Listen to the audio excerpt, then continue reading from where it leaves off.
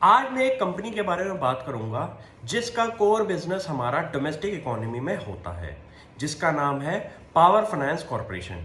ये कंपनी हमारी government owned है और इंडिया के कोर पावर सेक्टर के अंदर लेंडिंग करती है हमारी कंपनीज को।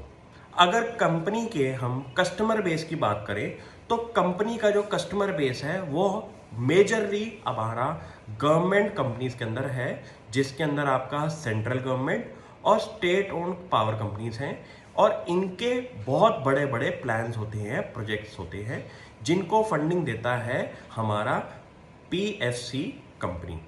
अब इस कंपनी का अगर हम कोर बिजनेस देखें तो वो है लेंडिंग का, और इनका जो लेंडिंग का पोर्टफोलियो है वो है हमारा पावर सेक्टर के अंदर।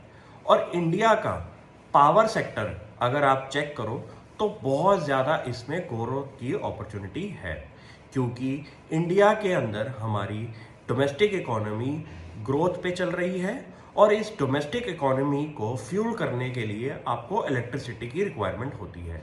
तो इस इलेक्ट्रिसिटी के अंदर अगर हम चेक करें तो बहुत बड़े प्रोजेक्ट्स होते हैं और इनकी फंडिंग हमारी बैंक से नहीं होती, क्योंकि इन सेक्टर के लिए हमने स्पेसिफिक एनबीएफसीज बनाई हुई हैं, जैसे कि पावर फाइनेंस कॉरपोरेशन, जो कि इनका कोर बिजनेस ही इन सेक्टर्स को लेंड करने का होता है। अगर इस कंपनी के बारे में आपको स्टडी करना हो तो इसमें आप एक विचार बनाएं, क्योंकि इंडिया का जो पावर सेक्टर है उसमें एक बहुत बड़ा ट्रांजिशन हो रहा है, जो कि एविडेंस है हमारा ग्रीन एनर्जी पोर्टफोलियो के अंदर, कि इंडिया के अंदर हमारा जितना भी पावर सेक्टर है वो है थर्मल बेस्ड, जो कि कोल प्लांट होते हैं इंडिया में, और इन प्लांट्स की रिक्वायरमेंट अब आने वाले टाइम में कम होगी और इनका ट्रांजिशन होगा हमारा ग्रीन पोर्टफोलियो के अंदर, जो कि हमारा इंडिया की ग्रीन पोर्टफोलियो की कंपनीज के अंदर प्रोजेक्ट्स पे लेंडिंग करेगी पीएफसी जैसी कंपनीज। अगर इन कंपनीज की हम बात करें तो इनका जो बिजनेस होता है वो एक फिक्स्ड पर यूनिट प्राइस पे होता है और इसमें आप एक कैश फ्लो की गारंटी बना सकते हैं जो कि गवर्नमेंट बैक्ड होती है। तो इस बिजनेस के अंदर रिस्क की पॉसिबिलिटी बहुत कम होती है, क्योंकि कस्टमर बेस बहुत कम है, और कस्टमर बेस अगर हम आपका गवर्नमेंट बेस्ड कंपनीज के साथ हो तो इसमें एक गवर्नमेंट की सिक्योरिटी ज़रूर होती है।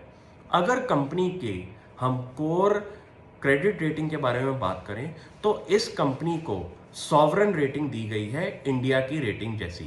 तो आप सोचें कि एक कंपनी को अगर गवर्नमेंट ऑफ इंडिया की रेटिंग जितनी तवज्जो दिया गया है तो ये कंपनी कितनी सेफ होगी।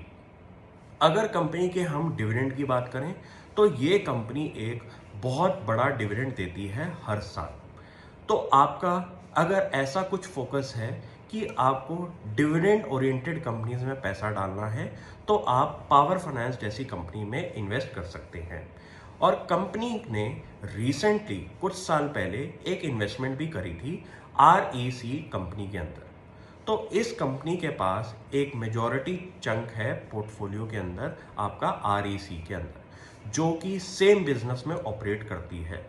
तो कंपनी का अगर हम होल्डिंग स्ट्रक्चर देखें तो एक बहुत बड़ा कॉन्ग्लोमरेट है जिसके अंदर आपका आरईसी जैसा पोर्टफोलियो भी डला हुआ है, जो कि कोर बिजनेस है कंपनी का लेंडिंग का।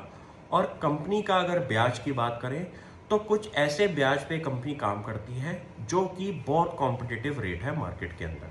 तो इनके पास हमारे को लोन देने का बिजनेस आगे भी बहुत दिखाई देता है, और इनके कॉम्पिटिटिव रेट्स की वजह से इस सेक्टर के अंदर आपको कंपटीशन नहीं होगा, क्योंकि इस कंपनी का जो कोर पोर्टफोलियो कस्टमर्स हैं वो सेम रहते हैं, और जो भी नई कंपनी इस सेगमेंट में घुसेगी वो भी पावर फाइनेंस कॉरपोरेशन से लेंडिंग लेगी। तो बिजनेस में दम है। और अगर हम ग्लोबल इकोनॉमी की बात करें जो कि रिसेशन और स्लोडाउन में जा रही है, तो आपके डोमेस्टिक ओरिएंटेड स्टॉक्स के अंदर आप इस सेक्टर की कंपनी में भी फोकस कर सकते हैं। तो इसमें सेफ्टी का होराइजन है, कंपनी आपको डिविडेंड देती है, और कंपनी अगर गवर्नमेंट ओन्ड है तो एक सेफ्टी ऑफ रिटर्न भी हो सकती है।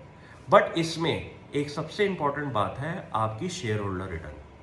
कंपनी जो भी गवर्नमेंट ओन होती हैं उनमें शेयर होल्डर रिटर्न नहीं होती, क्योंकि इनमें आपके गवर्नेंस के इश्यूज होते हैं। बट आपको एक बात बताऊं कि ऐसी कंपनीज के अंदर आप एक ट्रेडिंग पोर्टफोलियो भी बना सकते हैं कि 10 से 15% का एक छोटा सा होराइजन बनता है जिसमें आप अपनी रिटर्न की होराइजन ले सकते हैं।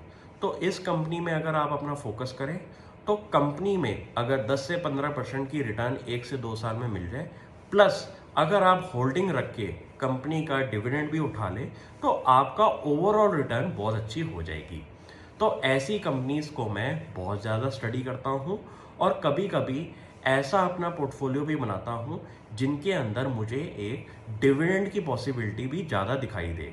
क्योंकि अगर इंडिया में हम रेट ऑफ इंटरेस्ट की बात करें तो एफडी आपको 5 से 6% देता है, और ऐसी कंपनीज अगर आपको 10 से 12% के रिटर्न दे रही हैं तो उसमें एक अपना आप पोर्टफोलियो बेट ज़रूर देखें।